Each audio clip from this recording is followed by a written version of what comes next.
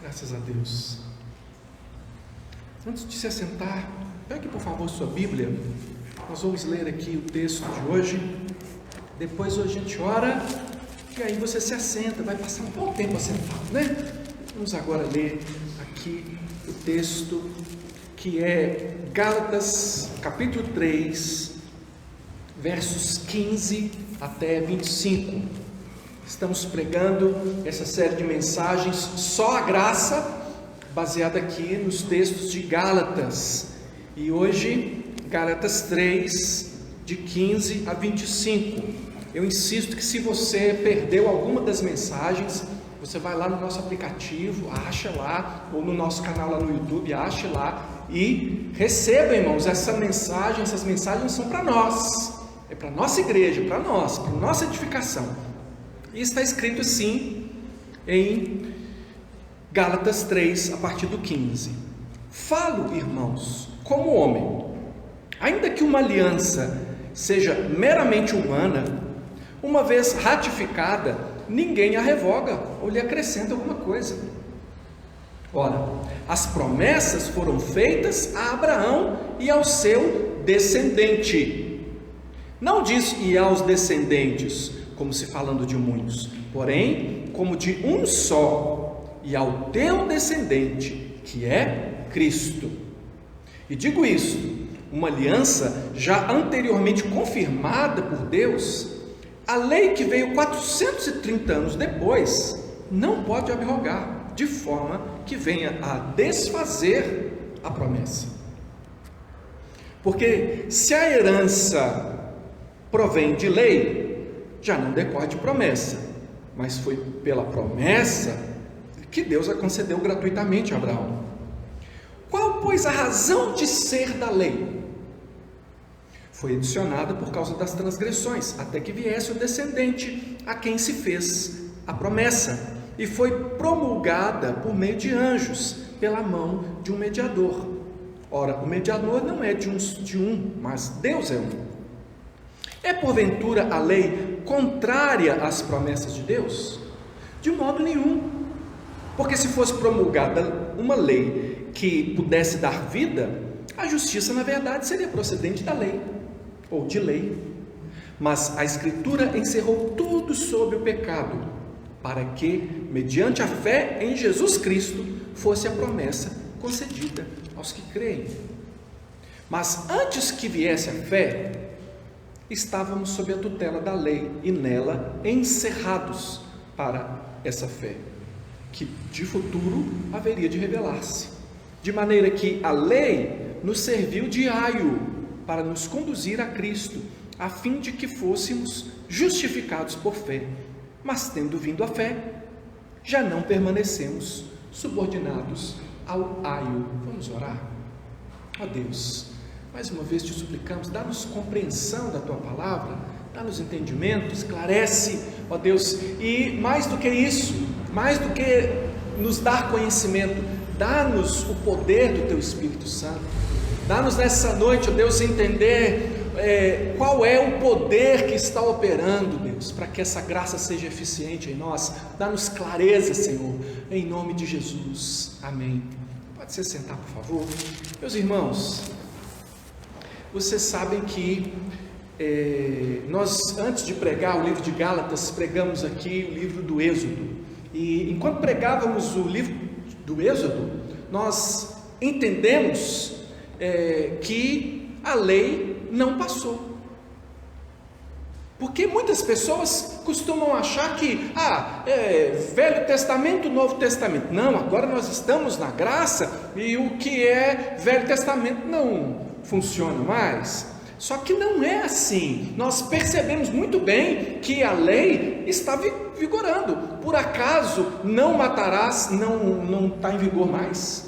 Por acaso não dirás falso testemunho contra o teu próximo, caiu em desuso? Não, Deus não requer isso mais. Não tem a graça, Deus perdoa tudo? Não é isso que o Evangelho nos mostra. De modo que nós sabemos que a lei, ela tem o seu lugar, ela tem o seu efeito, ela tem a sua validade. A pergunta é, qual é essa validade?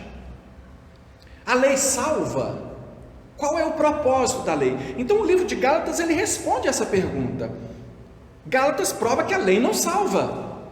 Mas a lei não salva? A lei está em vigor, a lei não salva? Como é que a gente trabalha com isso? Para que então a lei? Então, no decorrer dessa exposição, nessa noite, eu quero continuar, né, nesse trabalho que nós estamos fazendo, usando o livro de Gálatas, para explicar a você, para que você possa entender para que é, afinal de contas, que serve a lei de Deus. E aí nós vimos, você está com a sua Bíblia aberta? Mantenha ela aberta, por favor. Você deve se lembrar que no capítulo 1, nós temos aqui a seguinte mensagem: o Evangelho da graça, o puro Evangelho da graça, não pode ser modificado, sob pena de maldição, porque a sua origem está em Deus e não no homem.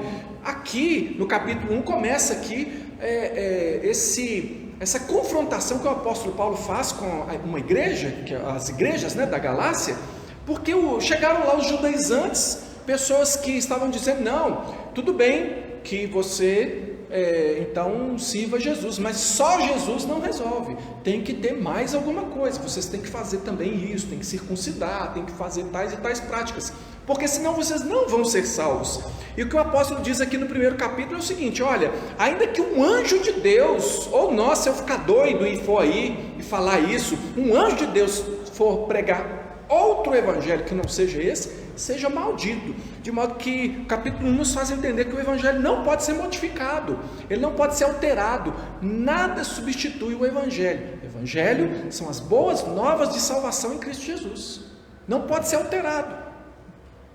O capítulo 2 vai mostrar para a gente que o evangelho não exige dos gentios, ou seja, dos povos não judeus, todos os povos do mundo, nós somos gentios, não exige que os gentios pratiquem os rituais judaicos, especialmente para ser salvo. O capítulo 2 deixa isso claro, e nós podemos nos lembrar da decisão que os apóstolos tinham tomado lá em Atos capítulo 15, de que eles não imporiam essa carga aos gentios. A igreja estava com clareza a esse respeito, e no entanto os judaizantes estavam lá querendo transtornar a igreja de Deus. Já no capítulo 3, nos versos 1 a 15, que eu tive a oportunidade de pregar nessa manhã, nós vimos o seguinte, que o aperfeiçoamento do crente, que você pode também chamar de santificação, ele se dá por meio da fé, assim como a salvação, e não pelas obras, que o apóstolo chama inclusive de obras da carne. Ele está falando que o esforço para praticar a lei e assim santificar a vida é obra da carne, não satisfaz a Deus, não alcança a santificação. E o problema era esse: os judaizantes aproveitaram do desejo que os irmãos gálatas tinham de crescer no conhecimento de Deus, no relacionamento com Deus, de servir a Deus, e mentiram para eles, dizendo que eles deviam fazer essa ou aquela coisa. Por isso, irmãos, é que nós pregamos essa palavra, porque você é uma pessoa que quer crescer no seu relacionamento com Deus, você sabe que precisa crescer na santificação, sem a qual você não vai ver o Senhor. E esses versículos aqui de 1 a 15, do capítulo 3, de 1 a 14, melhor dizendo, eles deixam claro isso. E o texto dessa noite é uma continuação, então, dessa mensagem. Eu possivelmente tenha que voltar em alguns momentos ao que nós já falamos. Claro, e é interessante também, porque essa carta toda, ela praticamente fala de um tema só. Tudo que ela ensina está relacionado à mesma coisa. Por isso, o tema, só a graça. E aí, verso 15, a gente vê Paulo dizendo o seguinte, ele está numa continuação de uma argumentação. Ele já vinha falando várias coisas e agora ele está no meio, está aí falando, está continuando a argumentação. E ele diz aqui essa expressão: irmãos, falo como homem. O que ele está dizendo aqui não é que, olha, aqui não é Deus que está falando, aqui é o homem Paulo que está falando. Não é nada disso. Ele está dando um exemplo de raciocínio lógico, um raciocínio humano. Ele está pegando um exemplo que nós conhecemos, um exemplo que todo mundo conhece. Ele falou: olha, vamos pensar aqui em uma questão aqui humana, que é para tirar um exemplo, porque ele já tinha falado antes, ele tinha pegado o exemplo de Abraão, era o exemplo que ele tinha dado antes. Ele vai até voltar ao exemplo de Abraão daqui a pouco, mas ele fala o seguinte: falo como homem. E ele explica aqui que uma promessa, ou melhor, uma aliança ratificada, ninguém revoga. Se um testamento é feito, vamos imaginar aqui que uma mãe vai deixar uma herança para os filhos, e ela tem um filho numa melhor situação de vida e um outro numa situação mais difícil, que aí ela resolve que vai partir de modo a dar mais para aquele que tem menos e menos para aquele que tem mais. Ela escreve um testamento com a divisão dos bens, e aí ela morre. No que ela morre, logo que ela morre, aquele filho que tinha muito perde tudo. O testamento não pode ser modificado. Você não pode chegar lá no juiz: não, seu juiz, quando ela assinou aqui os papéis, a circunstância era outra. Não, uma vez ratificado, o documento está feito, a aliança está feita, não pode ser modificado. Isso aí é uma questão agora entre os irmãos, não pode ser mudado. A lei é assim. Ele está usando essa ideia. Olha, quando se faz uma aliança, mesmo entre nós homens, a aliança não pode ser modificada, ela não é alterada no decorrer do tempo. E ele está dizendo isso por quê? Porque o que os judaizantes estão falando, eles estão dizendo assim: olha, porque as coisas eram de um jeito até chegar a lei, mas depois que entra a lei, aí a coisa tem que ser diferente. Não, você conheceu a Cristo, mas agora também você tem que conhecer a lei. Sem a lei não vai ser possível. Eles estão acrescentando, e o Paulo está refletindo aqui nisso. E é interessante porque que aliança que nós temos, que documento que nós temos, qual que é onde é que nós podemos encontrar aqui essa aliança que tão claramente fala sobre a herança que nós temos em Deus? Ela está lá em Gênesis 15. Em Gênesis 15. E eu quero, pela manhã eu não li, também fiz menção de Gênesis 15, mas agora eu quero ler com você. Então eu peço que você abra a sua Bíblia em Gênesis capítulo 15. E eu quero que, enquanto nós lermos aqui, porque aqui está tratando da promessa de Deus a Abraão, e essa promessa de Deus a Abraão é a promessa de salvação. Eu quero que você fique bem atento e você me diga, só aí no seu coração, aí na sua mente, o que é que Abraão fez nesse pacto entre Deus e Abraão, entre Deus e nós, entre Deus e Abraão. O que é que Abraão fez? Ora, o texto diz assim: depois destes acontecimentos, veio a palavra do Senhor a Abraão numa visão e disse: não temas, Abraão, eu sou teu escudo e teu galardão será sobremodo grande. Respondeu Abraão: Senhor Deus, que me haverás de dar se continuo sem filhos e o herdeiro da minha casa é o Damasceno Eliezer? Disse mais Abraão: a mim não me concedeste descendência. Presta atenção nessa palavra, tá? Descendência. E um servo nascido na minha casa será meu herdeiro. A isso respondeu logo o Senhor, dizendo: não será este o teu herdeiro, mas aquele que será gerado de ti será o teu herdeiro. Então conduziu até fora e disse: olha para os céus e conta as estrelas, se é que podes. E lhe disse: será assim a tua posteridade. Presta atenção nessa palavra: posteridade, descendência, posteridade. Ele creu no Senhor e isso lhe foi imputado para a justiça. Ele creu e isso foi atribuído a ele. Deus atribuiu justiça a Abraão nesse momento. Disse-lhe mais: eu sou o Senhor que te tirei de Ur dos Caldeus.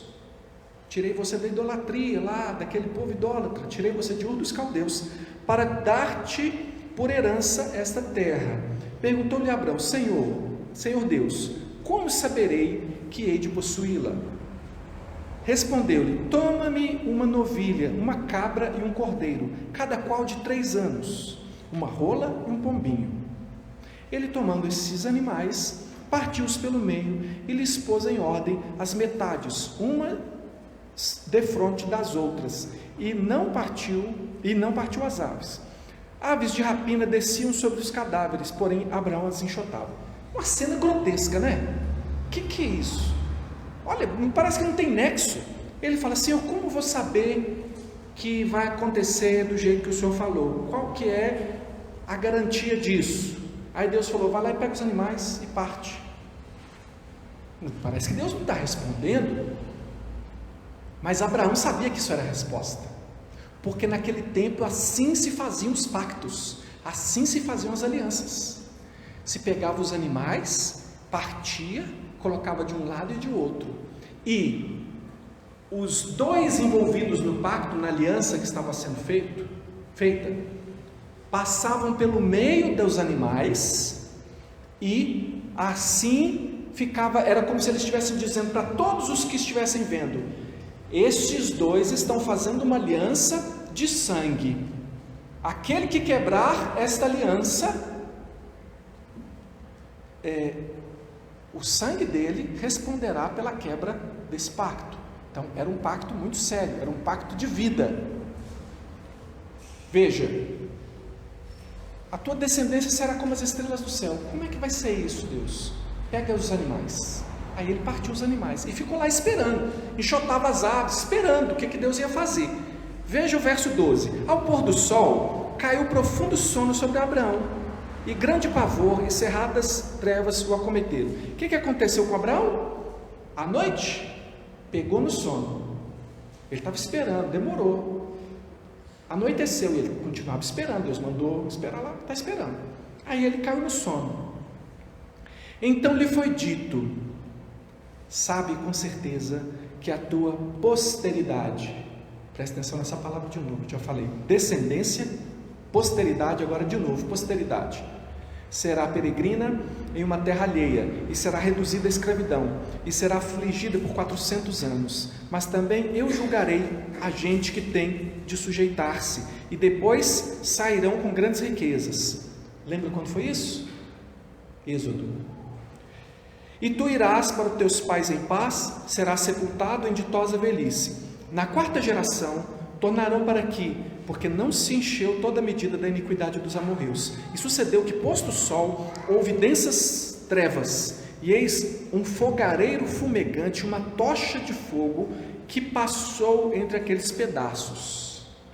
Naquele mesmo dia, fez o Senhor aliança com Abraão, dizendo: a tua descendência dei esta terra, desde o rio do Egito até ao grande rio Eufrates, o Queneu, o Quenezeu, o Cadmoneu, o Eteu, o Ferezeu, os Refaíns, o Amorreu, o Cananeu, o Girgazeu e o Jebuseu. Eu pergunto para você, naquele pacto em que os dois tinham que passar pelo meio, o que Abraão fez? Abraão passou ou não passou pelo meio? Abraão não passou. Como estava Abraão naquele momento? Sonolento. Ele sabia o que estava acontecendo, mas ele não conseguia ter atitude nenhuma em relação àquilo. O que isso quer dizer para nós? Irmãos, Deus fez o pacto e garantiu o pacto sozinho. É isso que está sendo mostrado aqui. Deus fez o pacto de quê? Aqui nós estamos ouvindo sobre o descendente, que é Cristo, nós estamos ouvindo sobre a salvação. O que são aquelas estrelas no céu? Quantas estrelas no céu? Se você conseguir contar, você vai saber quantos serão seus filhos. O que era aquilo? Aquilo era o povo de Israel? Aquilo era todo o povo que recebeu a promessa. Eu e você estávamos lá naquela conta. Aquelas estrelas no céu está falando de todos os que são descendentes de Abraão pela fé, não pelo sangue. Veja bem, olha só, analisa aqui comigo. Em Gênesis 15 nós temos o seguinte: Deus chegando e fala assim: seu galardão vai ser grande. Abraão perguntando: como? O Senhor não me deu descendência. Presta atenção, descendência. Deus, quantas estrelas? Olha aqui, irmãos. Deus falou para Abraão: quantas estrelas? Se você puder contar, você também saberá o número da sua posteridade. O que Deus está fazendo, irmãos? Deus está pregando para Abraão. Ele está anunciando a palavra dele. Ele falou: Abraão, vai ser assim. E no que Deus prega a palavra para Abraão, o que acontece com Abraão? Abraão crê. Como a Escritura nos revela, que a fé vem pelo ouvir a palavra de Deus. Quando a palavra de Deus é pregada, aí é que vem a fé. Abraão creu porque Deus falou com ele, e há poder na palavra de Deus. Deus falou com ele, ele creu. Gálatas 3,16 diz assim: ora, as promessas foram feitas a Abraão e ao seu descendente, está no singular, não diz e aos descendentes, como se falando de muitos, porém, como de um só, e ao teu descendente, que é Cristo. Agora eu pergunto para você, de onde que Paulo tirou essa ideia? Eu pensei, vou lá conferir, né? Porque eu sempre li o texto e falei, não, Paulo está falando, é isso mesmo, tudo, bora, que é o apóstolo que está falando. Mas vamos voltar lá em Gênesis e ver o que está escrito? Se você volta lá em Gênesis, a palavra lá é descendência. Mas Paulo está dizendo, não, aquilo lá é descendente. Mas Paulo está dizendo que essa palavra, irmãos, a palavra no grego de descendência, herança, descendência lá é esperma, e em hebraico é zera. E todos dois, essa palavra tanto pode servir para singular como para plural. Essa palavra, ela serve para os dois casos. Mas aí eu pergunto de novo, como é que Paulo afirma que Deus não está falando descendência, mas descendente, que aquela promessa ela apontava para o descendente? Aí é aquilo que nós ensinamos aqui numa quinta-feira, que uma igreja excelente, ela tem uma teologia bíblica saudável, porque aqui você não resolve o problema só olhando para a palavra, você tem que ver qual é a teologia da Bíblia, o que a Bíblia toda fala do assunto para você entender. O que Paulo sabia e está ali declarando é algo que você compreende pela Escritura toda. Irmãos, quando em Gênesis 3, que tem a queda do homem, Deus faz a promessa, Gênesis 3,15, que da semente da mulher viria aquele que ia esmagar a cabeça da serpente, ele está falando que isso é só para Israel? Nem se tem a ideia de Israel, mas há uma promessa ali. Essa promessa, ela não caducou quando houve uma promessa para Abraão. A promessa para Abraão é uma continuidade da primeira promessa, que é a promessa de salvação. Aquele que Deus fala lá em Gênesis 3,15, que vai pisar a cabeça da serpente, é Cristo, nós sabemos disso. Então, o que ele está dizendo aqui, como a gente olha para Gênesis 12, e assim é que Paulo lia o Antigo Testamento também, quando ele vê lá em Deus dizendo em Gênesis 12, em ti serão benditas todas as famílias da terra, ele entendia que ali Deus estava prevendo. Olha o verso 8 aí, volta lá para Gálatas, capítulo 3, verso 8, o que está escrito aí em Gálatas 3, 8? Ora, tendo a Escritura previsto que Deus justificaria pela fé quem? Os gentios. Então Paulo sempre leu Gênesis 12 como, ou pelo Espírito Santo, né? Quando o Espírito Santo fez a obra na vida dele, ele conseguiu perceber, entender que ali Deus já estava prometendo, era para todos, era para os gentios, e não apenas para o povo de Israel. Por que Paulo está sendo incisivo nisso? Porque os judaizantes disseram para os gálatas que eles tinham que se tornar judeus para eles serem salvos. Vocês têm que ter as mesmas práticas, vocês têm que se circuncidar. Circuncisão era o rito de entrada no povo de Israel. Você era israelita com a circuncisão. E ele está dizendo, gente, esse povo não entendeu nada, esses judaizantes não entenderam nada. A promessa continua valendo, é a mesma promessa. A promessa feita em Gênesis 3 é a promessa que Deus faz para Abraão, porque Deus não estava somente querendo abençoar Abraão, queria que Abraão fosse uma bênção para todas as famílias da terra, e é isso que Deus conclui em Cristo. Vou te dar uma outra prova de que tem algo especial aí, é o descendente mesmo. Você se lembra que Abraão teve um outro filho chamado Ismael? Abraão orou a respeito de Ismael, porque Deus disse, esse aí não é o filho da promessa. não é esse o herdeiro, você fez errado. Abraão orou: Senhor, mas é meu filho, abençoa ele também. Aí, olha o que diz Gênesis 21, 12 e 13. Disse, porém, Deus a Abraão: não te pareça mal isso por causa do moço e por causa da tua serva. Atende a Sara em tudo quanto ela te disser, porque por Isaque será chamada a tua descendência, mas também do filho da serva farei uma grande nação, por ser ele teu descendente. Deus inclusive havia prometido antes que ele também teria 12 filhos, que ele seria um grande povo. Agora eu vou te fazer uma pergunta. Para tantas pessoas que acham que a bênção de Abraão é prosperidade, é riqueza, é amplitude de vida, caminhos abertos nessa vida aqui, mas ele não abençoou também a Ismael? Mas Deus disse: não é Ismael que está a promessa, não. A promessa, o descendente está em Isaque. Por quê? Porque a grande bênção da vida de Abraão foi ter sido justificado, irmão, foi ter sido salvo. Essa é a grande bênção, essa é a bênção acima de tudo. E tem gente que parece que está querendo só a bênção de Ismael, não quer a bênção de Isaque. E a bênção de Isaque não é a do menino Isaque, é a bênção que estava passando pela família de Abraão, pelo povo de Israel, até chegar em Jesus. Jesus é o descendente. Se a promessa fosse só bênção, então por que Deus ia dizer isso a respeito de Isaque e a respeito de Ismael? Verso 16, olha o verso 16. Aqui está dizendo que Deus não está falando de descendentes, e sim do descendente que é Cristo.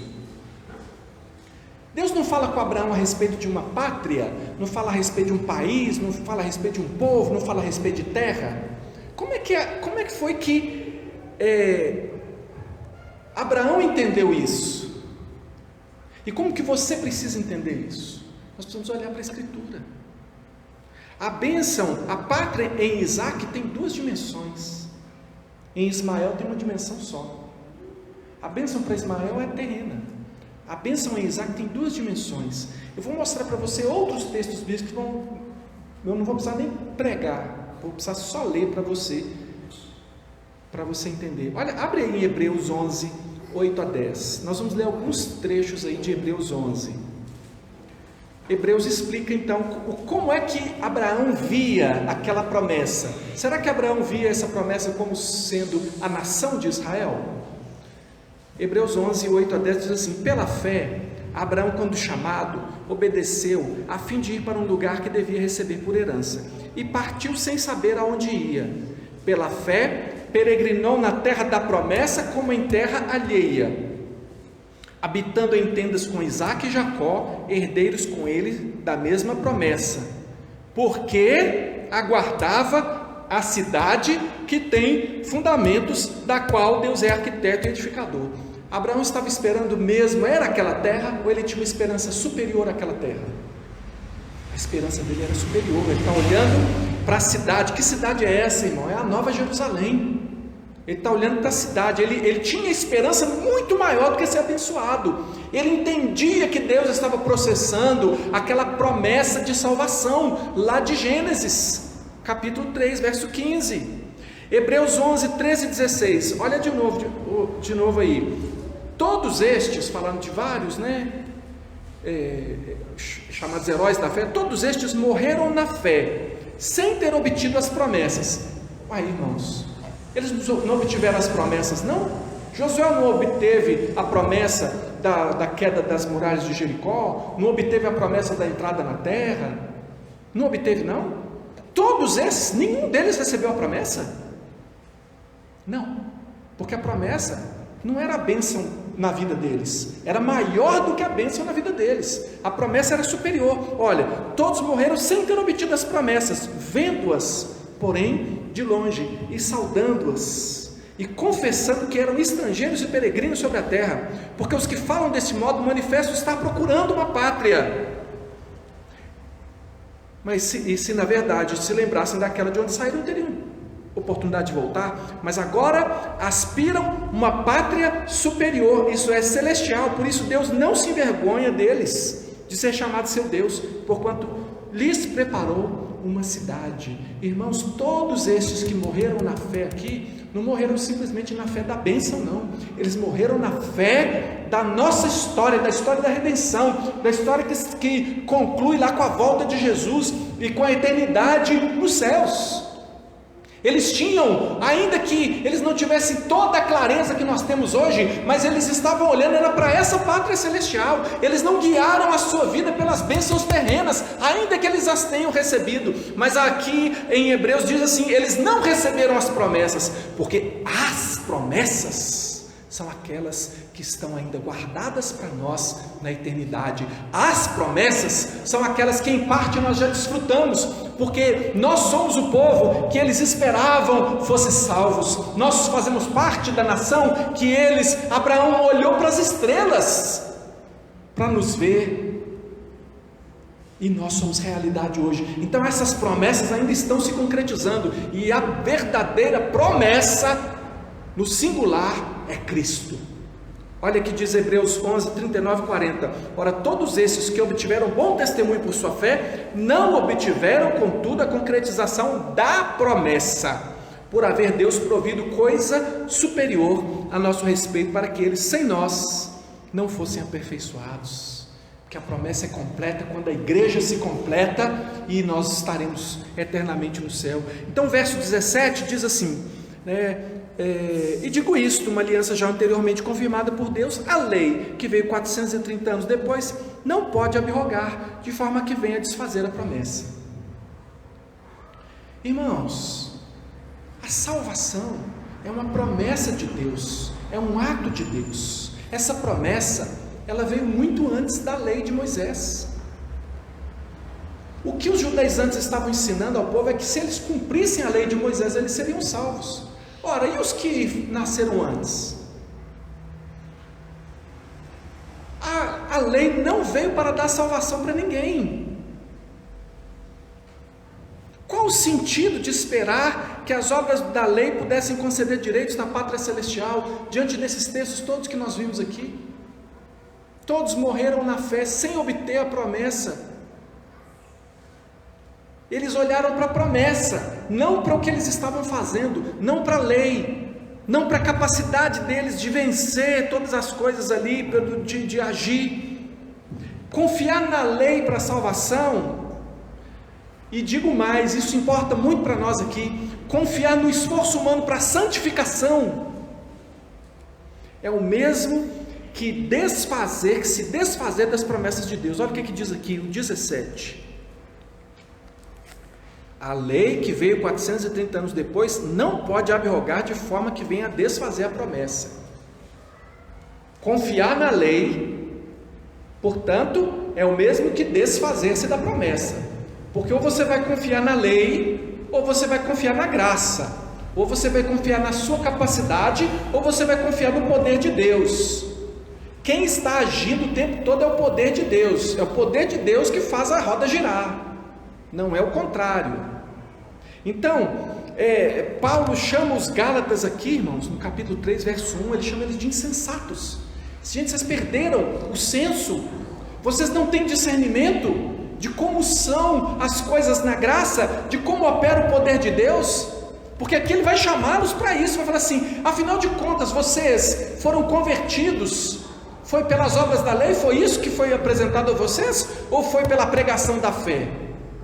Como Abraão que ouviu a voz de Deus e creu, assim quando pregamos a palavra de Deus, o Espírito Santo gera a fé, e é por meio da fé que as pessoas são salvas. Por isso tem que pregar o Evangelho. Não adianta, eu estou pregando o Evangelho com o meu testemunho, de boca fechada não resolve. Tem que abrir a boca, tem que falar o Evangelho de Cristo, tem que pronunciar de Jesus.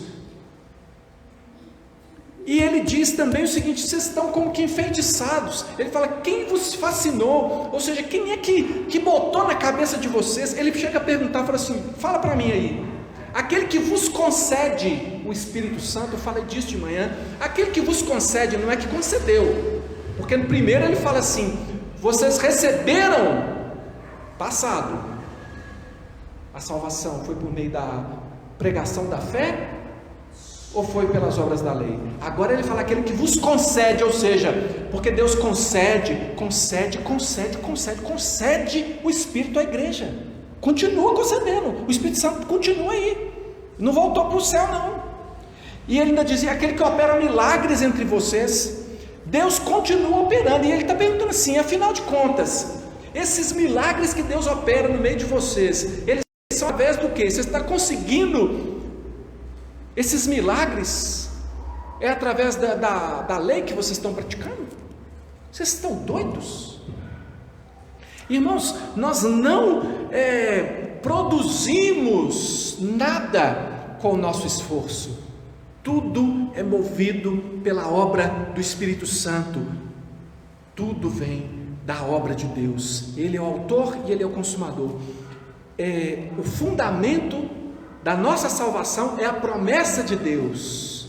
E a promessa de Deus não decorre de lei, não decorre do que você faz. Por isso que ele diz assim, portanto a lei que veio 430 anos depois não veio para substituir a promessa. Não pode substituir a promessa, não pode abrogar a promessa. A promessa de salvação tem efeitos na nossa vida hoje. Santificação. E essa também decorre da promessa. Irmãos, escuta essa promessa aqui. A promessa está em João capítulo 7, versos 38 e 39. Quem crer em mim, não é quem fizer isso, quem fizer aquilo, quem fizer aquilo, quem crer em mim, quem confiar em mim, como diz a Escritura, do seu interior fluirão rios de água viva. Aí você pode perguntar, mas o que é isso? Do que Deus está falando? Isto ele disse com respeito ao Espírito que haveriam de receber aqueles que nele crescem, pois o Espírito até aquele momento não fora dado, porque Jesus não havia sido ainda glorificado. Irmãos, o Espírito Santo, a promessa de rios de água viva, é o Espírito Santo hoje operando em nós. Não é você que consegue santificar a sua vida por si mesmo, não é aquilo que você faz que vai trazer santificação para a sua vida, simplesmente. E isso está muito longe de ser uma pregação de que pode pecar, e é claro que não, irmão, mas o que eu estou dizendo é que você não pode estabelecer uma religiosidade na sua vida, uma rotina, um tempo, um isso, um aquilo, e com isso obrigar Deus a fazer alguma coisa na sua vida. Não é por aí o caminho, não é assim que a banda toca, não é assim, é ao contrário, irmão. Você tem que entender o amor de Deus, você tem que entender um Deus vivo, ativo, agindo na sua vida, aquele que te dá vontade de orar, aquele que te dá vontade de buscar, aquele que te leva à presença dele, porque fazer isso maquinalmente não vai trazer nada para a sua vida, pelo contrário, pode até aborrecer Deus. Você acha que se você fizer, você vai ser um bonitão e aí Deus vai ser obrigado a te abençoar? Não, irmãos, a relação com Deus não é débito e crédito, a relação é uma relação de pai e filho, a relação é uma relação de doação, a relação é uma relação de graça, a relação é uma relação de Deus agindo antes de nós, e quando estamos caídos Ele nos levanta, e quando nós precisamos Ele supre. Não é uma produção, não, eu tenho que produzir. Eu tenho insistido aqui, irmãos, eu sei que não é por mal que as pessoas falam, eu, da minha parte, eu creio que não é por mal, mas eu acho uma frase muito mal feita, muito mal falada. Eu estou pagando o preço. Como que você paga o preço, irmão? Diante da graça, você não paga preço nenhum. Se você está pagando preço, você ainda não entendeu. Filho paga preço para pai poder abençoar? Não, dependendo das notas. Tem gente que faz essas coisas aí. Não, se você fizer, eu vou te amar. Não, uma coisa pode ser você presentear um filho que conquistou uma coisa, outra coisa é você condicionar a sua paternidade, a sua maternidade, a sua atitude como pai pelas conquistas do filho. Não, irmãos, nós depositamos sem receber, sem querer nada em troca nos nossos filhos. E isso ainda é uma sombra, um resquício da imagem de Deus em nós, porque nós somos pecadores. A gente há pais aí que fazem mal para os filhos, mas se nós entendemos, é por isso que Deus diz para nós chamá-lo para que nós o chamemos de Pai, para que a gente possa começar a entender como funcionam as coisas. É Deus que está querendo você, irmão, é Deus que está querendo agir na sua vida. Você nunca vai conseguir com esforço próprio. Agora eu fiz o suficiente. Tem muita gente frustrada aí, que está buscando a Deus, está lutando, está orando, está isso, está aquilo, e nada acontece na sua vida. Por quê? Porque você acha que você está pagando o preço, irmão. A intimidade do Senhor tem que ser prazer, tem que ser alegria, tem que ser vontade. É isso que a gente tem que buscar, é isso que a gente tem que desejar, porque o que funciona é isso, uma relação viva, não uma relação de débito para Deus. Depositei tanto na conta e agora eu vou dar o cheque aqui. Não é assim. Abraão creu e isso foi imputado, foi considerado, foi atribuído como justiça. Abraão não era justo. Deus falou: pega os animais e parte aí. Abraão estava sonolento, colocou lá e Deus passou, firmou o pacto. É Deus que faz. Deus não pediu ajuda para ninguém, não. Deixa eu te contar aqui, se estivesse dependendo de você para ser salvo, você estava no quinto dos infernos comigo lá, abraçado com você, dependendo de mim também. Se depender de nós, irmãos, para santificação, nós não vamos ter vida santificada. E com isso eu não estou dizendo que você não deva buscar, eu estou dizendo é que existe um Deus operando para a sua santificação, e sem fé é impossível você viver aquilo que Deus tem para você. Não dá para ser na força, não dá para ser no vamos ver, no suor, na raça. Não é assim que você vai convencer Deus de alguma coisa. É no quebrantamento, é no derramar-se diante do Senhor. E isso é obra já do próprio Deus, porque é Ele quem efetua em nós o querer e o realizar, irmãos. Eu estou dizendo essas coisas têm que inspirar você que é fraco, você que está caído, você que acredita que a sua vida espiritual não está como devia. Isso deve estimular você, lembrar que existe um Deus que está trabalhando para levantar a sua vida, que está agindo, que não vai jogar você fora, que continua trabalhando, que Ele vai levar você àquele lugar, irmão, da intimidade com Ele. Ele está agindo para isso. Você olha para você e fala: puxa vida, eu estou tão longe. Oi, irmão, você pode estar no chão, só no pó da rabiola, nada, não tem mais nada, não tem força, mas um Deus que escolheu você, Ele não desiste, Ele tem agido. Quantos de nós aqui já estivemos caídos? Quantos de nós já estivemos aqui arrasados, falaram: agora não dá mais, e Deus foi lá e pegou você e levantou. Deus está agindo. Fé, promessa, não é esforço. Não, eu vou fazer. E tem muita gente se especializando em ser religioso.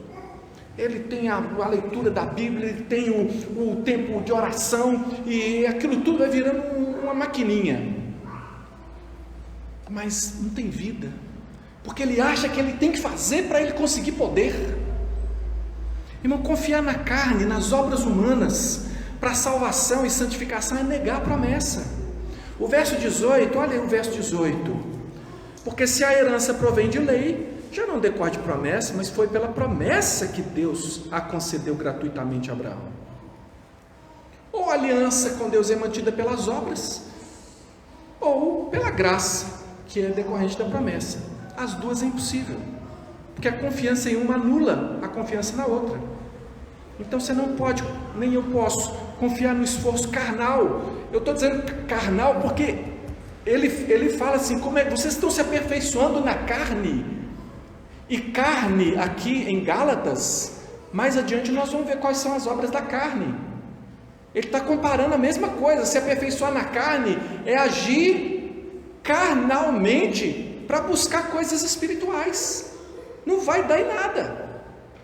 Não, se vocês fizerem isso aqui, tantas orações por dia, igual o judeu faz, tantos isso, mais aquilo, e se você fizer isso aqui, você vai chegar lá, porque só a graça não bastava. É isso que Satanás faz, irmão. Eu falei isso de manhã aqui, estou falando para você. É isso que Satanás quer. Lembra lá no Êxodo? Ninguém vai adorar a Deus. Não, Deus falou para a gente adorar no deserto. Ninguém vai adorar. Não, aí Deus manda praga. Deus... Então é o seguinte: pode ir, mas vai só os homens. Não leva as mulheres nem as crianças. Não, vocês podem ir, mas não leva o gado. Satanás, ele quer assim: não, já que você vai ficar com Jesus mesmo, então põe só mais uma coisinha aí, depois eu estou de boa, eu não vou te perturbar não. Você só acrescenta mais alguma coisa, porque aí ele sabe que você vai ficar correndo igual um hamster, naquela rodinha, correndo, não chega a lugar nenhum, correndo, ah, eu vou chegar, não vai. Satanás quer colocar pesos na nossa vida, irmãos. Eu não estou pecando, mas está cheio de peso. Às vezes os pesos podem ser assim, pintados de gospel, pintados de igreja, pintados de coisa bonita, mas não é feito em amor, não é feito em fé, não é feito confiado na promessa de Deus, não é feito confiado que é Deus quem está agindo, é feito para obter um favor. E isso aí é o que deixou o apóstolo Paulo desesperado. E a pergunta que não quer calar, né? Qual é a razão da lei então? Verso 18 faz a pergunta diretamente, né? Aliás, verso 19: qual é a razão de ser da lei?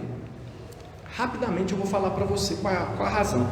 Aqui, ó, verso 19 responde: a razão de ser da lei, ela foi adicionada por causa das transgressões. Deixa eu ler aqui um texto de Romanos para você, capítulo 7, versos 5 e 7. Eu disse que a lei foi adicionada por causa das transgressões. Romanos diz assim: porque quando vivíamos segundo a carne, as paixões pecaminosas postas em realce pela lei operavam em nossos membros a fim de frutificarem para a morte. Agora, porém, libertados da lei, estamos mortos para aquilo que estávamos sujeitos, de modo que servimos em novidade de espírito e não em caducidade da letra. Que diremos, pois? É a lei pecado? De modo nenhum. Mas eu não teria conhecido o pecado senão por intermédio da lei, pois não teria eu conhecido a cobiça se a lei não dissera, não cobiçarás. Irmão, vou dar um exemplo para você aqui do sinal de trânsito. Fizeram uma estrada nova, está pavimentada, duplicada, está um tapete, mas não foi colocado ainda, não foram colocados os sinais do trânsito. Aí você pega o seu carro e fala, que beleza, vou pisar até o fundo.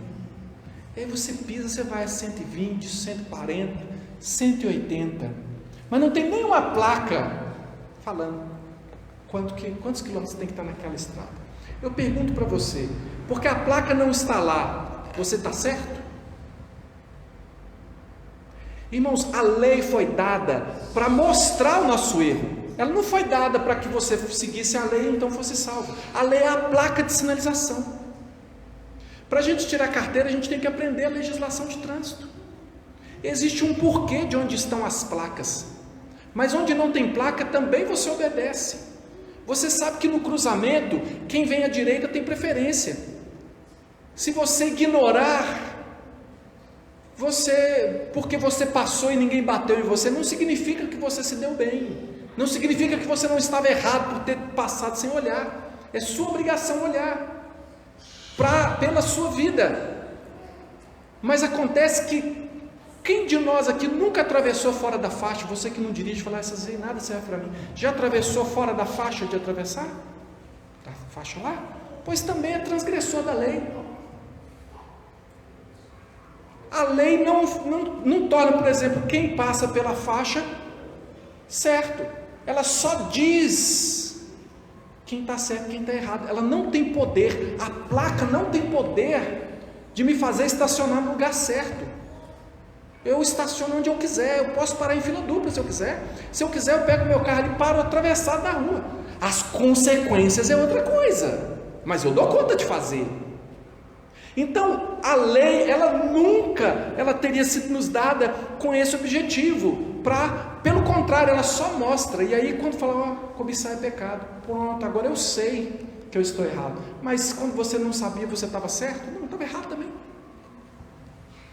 Portanto, a lei não salva. Olha só, diz aqui, por que foi dada a lei? Até que viesse o descendente. Mais adiante nós vamos ver com mais clareza. Gálatas 4, de 4 e 5 diz, vindo porém a plenitude do tempo, Deus enviou seu Filho, nascido de mulher, nascido sob a lei, para resgatar os que estavam sob a lei, a fim de que recebêssemos a adoção de filhos. Então a lei, ela estava aí até que viesse um descendente. Quando Jesus se manifestou, ele se manifestou em poder, e a obra de Cristo na nossa vida é uma obra de poder. O Espírito Santo está agindo em nós em poder. O milagre maior que acontece na minha vida todo dia não é orar para alguém ser curado, não. O maior milagre na minha vida é quando eu posso resistir ao pecado, e isso me coloca mais perto de Deus, e é o melhor que eu posso viver na minha vida. quanto mais perto de Deus, lembra que a gente leu aqui o propósito de Deus de nos fazer participantes da sua santidade? Então, perdoando os nossos pecados por meio de Cristo e nos dando o poder do Espírito Santo para a gente viver cada dia mais semelhante a Cristo. Veja que ele diz aqui ainda que essa lei foi promulgada por anjos e que o mediador humano. Os comentaristas têm um pouco de dificuldade com esse texto aqui, não está muito claro, mas eu vejo aqui, veja que lá a lei ela foi dada. O que a gente vê lá? Nós vemos às vezes, né, o anjo do Senhor em alguma situação, nós vemos ali Moisés como mediador, e o que o Paulo está dizendo aqui, no meu entender, é que a lei era fraca demais para ser comparada à promessa e à graça. Nós estamos falando de algo promovido por anjos, ainda que fosse o anjo do Senhor, que era uma teofania, que era o próprio Deus, mas não era a manifestação como ele se manifestou em Cristo. Colossenses 1, 15 e 20 diz: este, falando de Jesus, é a imagem do Deus invisível, o primogênito de toda a criação, pois nele foram criadas todas as coisas, nos céus e sobre a terra, as visíveis e as invisíveis, sejam tronos, sejam soberanias, quer principados, quer potestade. Tudo foi criado por meio dele, para ele. Ele é antes de todas as coisas, nele tudo subsiste. Ele é a cabeça do corpo da igreja, ele é o princípio, o primogênito entre os mortos, para que em todas as coisas ter a primazia, porque aprove a Deus que nele residisse toda a plenitude, e que, havendo feito a paz pelo sangue da sua cruz, por meio dele, reconciliar-se consigo mesmo todas as coisas, quer sobre a terra, quer sobre os céus. A reconciliação está em Jesus, não está na lei, está em Cristo. A lei, irmãos, verso 21 aí, a lei, então ela contraria as promessas de Deus? Pastor, você está falando que a lei não serve para salvar, mas ela contraria a promessa de Deus? A pergunta está aqui. É porventura a lei contrária às promessas de Deus? De modo nenhum, ela não atrapalha em nada as promessas de Deus. Porque se fosse promulgada uma lei que pudesse dar vida, a justiça, na verdade, seria procedente da lei. O que o Paulo está colocando aqui é simplesmente que a lei não pode dar vida. A lei é boa, se ela for usada legitimamente, ela é boa. A lei não está errada. Acontece que nunca houve o propósito de Deus que através de esforço humano alguém obtivesse alguma graça. Isso entra para tantas práticas religiosas. Eu falei das práticas de crente, né? Que é, eu vou jejuar para Deus fazer isso, eu vou jejuar para Deus fazer aquilo. Irmão, você pode jejuar, ter o desejo da tal coisa, mas aqui, você não vai conquistar Deus com o seu jejum, não.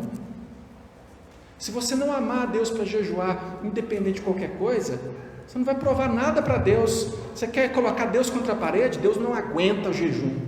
Ué, que bobeira é essa? De onde que se tira na palavra de Deus que Deus, quando a pessoa jejua, pelo contrário, ele às vezes vai criticar as pessoas jejuando, falando assim: vocês jejuam e querem que eu faça toda a obra de vocês enquanto vocês jejuam?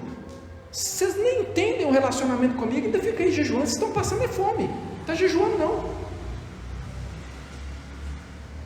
Então, o que a lei faz? Verso 22, a lei encerrou tudo sobre o pecado. Quer dizer, encerrar quer dizer, é como se guardasse tudo num recipiente. Ela guardou, colocou tudo debaixo do pecado. O que é isso?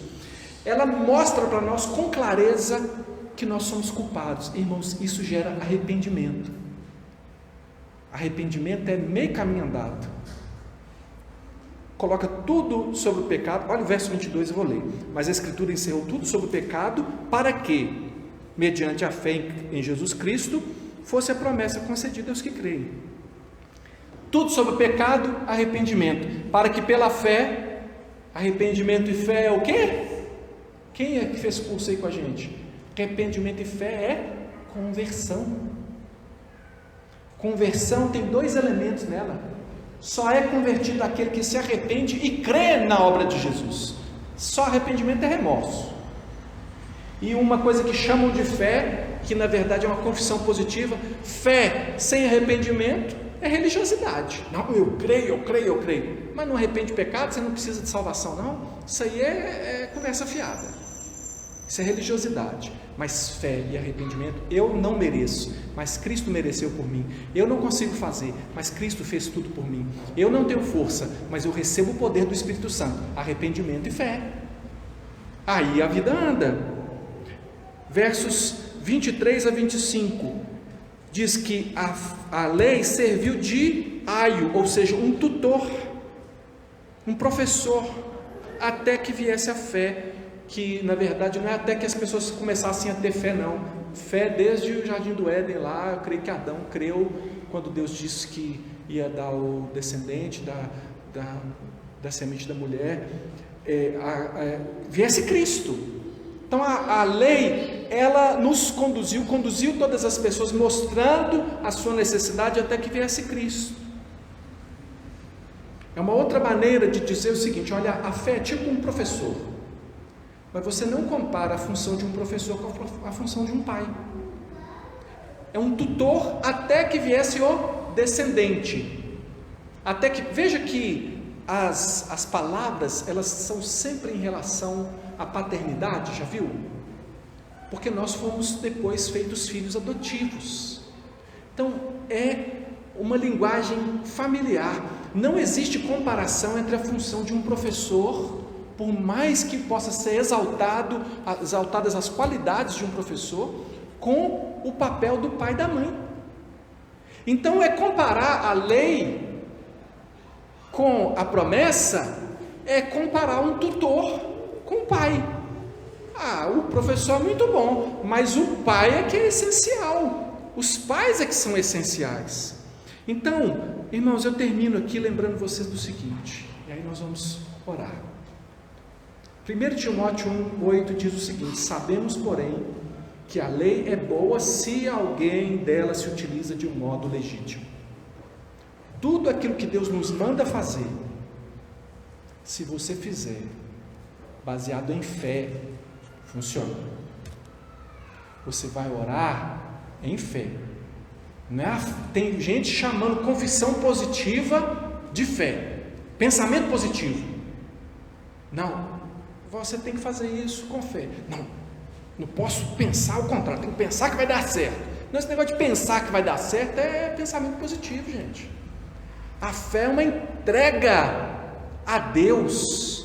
A fé, quando você crê, você ora para Deus até fechar as portas, porque você sabe que Deus sempre, como Pai, Ele abre as boas portas para a sua vida, e como Deus que gosta, que te ama como Pai, Ele fecha aquelas que são prejudiciais a você, e você pode confiar e falar: Deus, eu não quero que o Senhor, porque tem gente que acha que sabe o que é bom para a vida dele, sabe? Crente, fala assim: Deus, eu quero isso, eu quero casar com aquela pessoa, eu quero comprar esse carro dessa marca, eu quero isso. Então você sabe mesmo, você é o doutor, conhecedor. Não, irmão, confia que o Senhor é aquele que faz infinitamente mais do que tudo que nós pedimos ou pensamos. O Senhor sabe aquilo de que você precisa. Isso é fé. Então tudo que você faz que é ensinamento, que é bom, jejum é mandamento? É. Agora, quando é que é para fazer o jejum? Qual é a função do jejum? Por que você vai fazer o jejum? Você quer ganhar crédito com Deus? Está com o pensamento errado. Você tem que fazer tudo por amor e na fé, que Deus já está agindo na sua vida. Tira esse peso, irmão, das suas costas. Tira esse peso que você vai fazer, que você vai conseguir. A gente não consegue. Existe um Espírito chamado Espírito Santo operando na nossa vida, que nos dá poder. Aí tudo é Ele, nunca é a gente, porque senão fica crente contando vantagem. Eu fiz, mas eu paguei o preço. Ô irmão, eu até assim, sei que Deus não é misericórdia. Eu não estou falando que não é Deus que está agindo na sua vida, não. Eu estou falando para você ser mais sensível e usar as palavras certas, honrar o Deus que deu a você vontade de buscar, irmão. Se você buscou o Senhor e a palavra de Deus se cumpriu na sua vida, buscar-me-eis e me achareis, não vai falar, porque eu busquei, você não tem, que você não buscou. Ô irmão, Deus teve misericórdia da sua vida, está chamando você para a intimidade dele, e você está querendo fazer alarde. Deus pode mudar esse negócio aí. 1 Timóteo 1, 9, 10, tendo em vista que não se promulga lei para quem é justo, mas para transgressores e rebeldes, irreverentes, pecadores, ímpios e profanos, parricidas, matricidas, homicidas, impuros, sodomitas, raptores de homens, mentirosos, perjuros, e para tudo quanto se opõe à sã doutrina. A lei de Deus existe, os mandamentos de Deus existem, porque nós não fazemos o que é certo por nós mesmos. Nós temos que reconhecer a nossa fragilidade. Não tenha vergonha de ser gente na presença de Deus. Não tenha vergonha de ser fraco na presença de Deus. O seu Deus é que é forte, você pode ser fraco. Você não pode ser pecador miserável falando que a carne é fraca. Isso é safadeza. Mas você precisa falar: Deus, eu preciso do Senhor. Eu não me garanto, eu nunca me garanto, mas eu sei quem me garante. Eu sei quem está comigo. Sabe? Muda a chavinha aí, ó. É porque uma coisa parece tanto com a outra, que muita gente está enganada, fazendo a coisa assim, ó, no esforço, sem compreender o amor e a graça, a dádiva de Deus, que no fim das contas é o Espírito Santo. Nenhum de nós consegue cumprir a lei, que é boa, sem o poder do Espírito Santo. No entanto, na prática da lei, através do poder do Espírito, nós somos abençoados. Porque o pecado é destruidor, ele tira a paz, ele tem consequências, e distanciamento de Deus é a pior consequência, mas é no poder do Espírito Santo. Versos 13 e 14 dizem que Cristo nos resgatou da maldição da lei, para que recebêssemos a bênção de Abraão. Veja as duas coisas aqui que você recebe pela promessa. Cristo nos resgatou da maldição da lei, indo para a cruz, para que você recebesse justificação. Deus atribui justiça a você, e para que você recebesse o Espírito prometido. Oh, irmão, eu queria tanto que você entendesse o quanto você precisa do Espírito Santo. Ai, quem me dera, só o Espírito de Deus pode revelar isso para você. Eu peço que Deus revele para você, que você precisa do Espírito Santo, que você precisa, que o Espírito prometido, que Deus fez a obra para que você recebesse o Espírito Santo está aí em você, e Ele quer conduzir você, Ele quer tirar esses fardos das suas costas, esse desespero, essa falta de saber o que fazer, como lidar com a sua própria vida. Ele quer conduzir você, como o pastor conduz as ovelhas a passos verdejantes. O Espírito Santo responde você, Ele te dá clareza, Ele aplica a palavra de Deus no seu coração. O Espírito Santo é a chave, irmão, para uma vida feliz, uma vida de fé, uma vida de paz. É o Espírito Santo que levanta a sua cabeça, mesmo quando as circunstâncias estão contra você. Você precisa ser cheio do Espírito Santo. O Espírito Santo já está em você, mas quantos querem ser cheios? A boca fala do que o coração está cheio. Se eu conversar com você meia hora, eu sei o que está enchendo você. Você sabe tudo sobre a série, sobre o posicionamento do campeonato, que jogador foi contratado, você sabe tudo de tudo, menos Deus. Deus não sai da sua boca nunca. Mas você é crente, de vez em quando sai um socorro Jesus aí da sua boca, mas Deus quer te encher de muito mais, irmão. Isso aí não está te dando paz, não. Responde para mim se você está em paz, se a sua vida está cheia dessas coisas do mundo aí. Você está feliz mesmo? Você está feliz? Ou você está depressivo, ou você está com medo do mundo, com medo da vida? Como é que você está? Deus quer levantar a sua cabeça. Irmãos, a tribulação, eu sei o que é tribulação, eu estou passando junto com vocês. Aqui não tem ninguém melhor do que ninguém, não. Nós todos estamos no planeta Terra. Mas eu sei o que é ser socorrido por Deus nas minhas angústias. Eu sei o que é ser visitado por Deus nas minhas tristezas. Eu conheço o Senhor, e eu sei que Ele quer. Eu sei que Ele está agindo na sua vida. E eu me pergunto, por que você ainda está com medo? Por que você ainda não conhece o Senhor profundamente? Se Ele age para que você o conheça, se Ele trabalha por isso, se Ele não desistiu de você até hoje, eu acho que Ele já devia ter desistido de mim há muito tempo, de você também, eu suponho. Mas Ele não fez isso. Ele é vivo e ativo. Como é que você está buscando a santificação? E tem esse outro lado, que é buscar a santificação. Não, eu estou buscando, eu estou lendo, eu estou isso, estou aquilo. Mas você não está entendendo o amor de Deus. Mas tem crente que parece que fala assim: quanto mais eu rezo, mais assombração aparece. Parece que o crente está falando. Ele não fala assim, Mas ele fala: não, eu estou buscando, eu estou fazendo, eu estou acontecendo, mas não está acontecendo na minha vida. Ai, irmão, então tem um problema aí. Você sabe por quê? Porque quando você está na presença de Deus, você vive igual Estevão. Estevão, na hora que a pedrada estava comendo, que ele estava já para cair morto, ele ainda tinha força para gritar: eu estou vendo ele! Ele está de pé do lado do trono de Deus! Ah, Senhor, não perdoa eles, olha, eles não te veem, eles não sabem. Sabe, irmão, é disso que nós precisamos. Você quer a bênção de Ismael? Vou pedir a bênção de Ismael para você. Você quer ser rico? Você quer ter dinheiro? Você quer ter sucesso? Você quer ter isso que o mundo procura, que vende até a alma para o diabo para ter? Você quer obter isso? Não, eu quero, com o diabo eu não quero, mas se Deus me der, eu quero. Deixa eu te falar uma coisa. Leia aqui a lista de Hebreus capítulo 11. Gente que preferiu ser cerrado ao meio do que voltar atrás. Mas não é porque era masoquista, não. É porque conheceram a sublimidade da promessa de Deus, da pessoa de Deus. Quando você conhece Deus, você não quer mais nada. Nada te compra. Não tem nada que te compra, não. O Espírito Santo nos dá poder para viver. Ai, irmão. Obra sem fé é legalismo. Porém, fé sem obras é morta. Onde é que está o equilíbrio? Nós devemos ou não fazer as obras? Eu termino dizendo que a oração não te leva à fé, mas a fé te leva à oração. O jejum não te leva à fé, mas a fé te leva ao jejum. A palavra lida pode ser letra morta sem fé, mas com fé ela produz a obra do Espírito Santo na sua vida.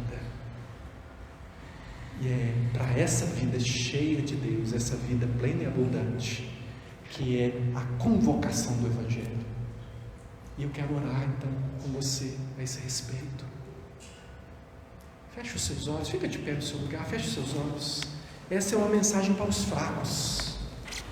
Essa é uma mensagem para aqueles que acham que não dão conta, que têm a consciência que não dão conta. Essa é uma mensagem para os falidos, para os desesperados, para os que não têm percebido a presença de Deus na sua vida, para os que estão tristes, desanimados. É para você. Esse é o Evangelho do Deus que age, do autor e consumador da fé, daquele Deus que pega você caído e levanta, que faz de você participante da santidade de Deus. Essa é a obra de Deus, e eu preciso falar com meu Deus agora. Eu sei que você também precisa. Fala com Ele sobre o que você ouviu, fala com Ele como você anseia que essas coisas se tornem concretas na sua vida, que você consiga viver todo o projeto de Deus para você. Fala com Ele, fala com Ele. Você não vai falar: Senhor, eu vou fazer isso, eu vou fazer aquilo, mas Senhor, como eu gostaria, Senhor, de ser mais cheio do Teu Espírito Santo, como eu gostaria que o Senhor completasse a obra que o Senhor começou a fazer na minha vida. E vai clamando por Deus aí, mais de Deus na sua vida. Senhor Jesus, eu te sou grato, porque o Senhor não está assentado inerte, o Senhor está assentado reinando. O Senhor enviou o teu Espírito Santo, que não voltou ainda para o céu, o Espírito Santo que opera na vida da igreja, o Espírito Santo que está na minha vida. Eu tenho esperança, porque o Senhor não desiste de agir. Eu tenho esperança, porque quando eu não me levanto para buscar, o Senhor nunca se deita, porque a palavra do Senhor diz que o guarda de Israel não dormita e nem dorme. O Senhor não desanima nunca, a tua obra é permanente a favor da minha vida, de modo que eu me entrego a Ti nessa oração, Senhor, e eu digo: Senhor, eu não sou capaz de ser, ó Deus, tudo aquilo que o Senhor deseja, mas o Senhor é capaz de fazer de mim tudo aquilo que o Senhor planejou. Existe uma carreira proposta para mim, Senhor, que eu não sou capaz de trilhar no meu esforço, mas que o Espírito do Senhor há de me fortalecer, e de me encaminhar, e de me dirigir, e de me impulsionar, e de me dar poder para fazer, para chegar, para alcançar o propósito do Senhor para a minha vida. Eu creio, Deus, que a minha vida não vai passar em branco, não está passando em branco, porque porque eu conheci aquele que é o Deus Criador de todas as coisas, o Deus misericordioso da graça, que me estendeu graça, me fez promessa sem que eu pudesse dar nada em troca. Eu aceito a tua obra todos os dias na minha vida, Senhor, e não estou achando que eu vou conseguir provar alguma coisa para o Senhor, ou ser alguma coisa demais para o Senhor,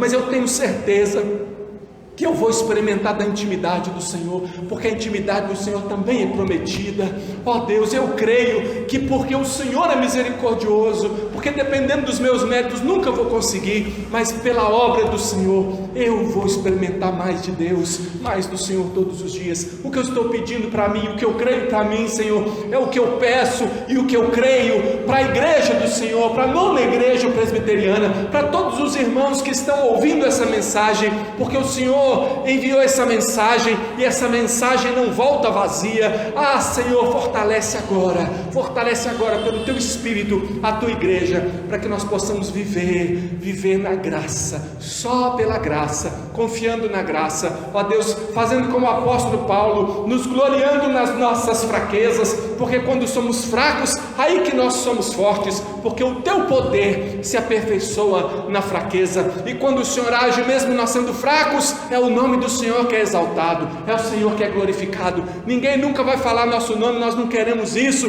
nós não queremos propaganda de nós, mas queremos que o nome de Jesus seja exaltado e conhecido, porque nesse nome há salvação, nesse nome há graça, e Ele está vivo e ativo hoje. Ó Deus, obrigado, abençoa o teu povo, que a graça do Senhor Jesus, que o amor de Deus, o nosso Pai, e que a comunhão do Espírito Santo do Senhor seja com todos nós, meu Deus, agora e sempre. Amém, amém. Glória a Deus, irmãos, o Senhor nos ama, e é por isso que nós vamos em frente. Você que deseja se tornar membro da igreja, nós vamos começar um curso em breve. Se você ainda não conversou comigo sobre isso, me dá um toquezinho aí, né? Se você tem contato meu, ou se você estiver aqui, você está em casa aí, manda um zap para a gente aqui na nona, que algumas pessoas já estão fazendo o curso, mas nós vamos começar um outro em breve, para receber pessoas tanto por batismo, como por recepção de novos membros. Então fique alerta aí, e por hoje é isso. Deus abençoe vocês, irmãos, que o Senhor abençoe a sua vida em nome de Jesus.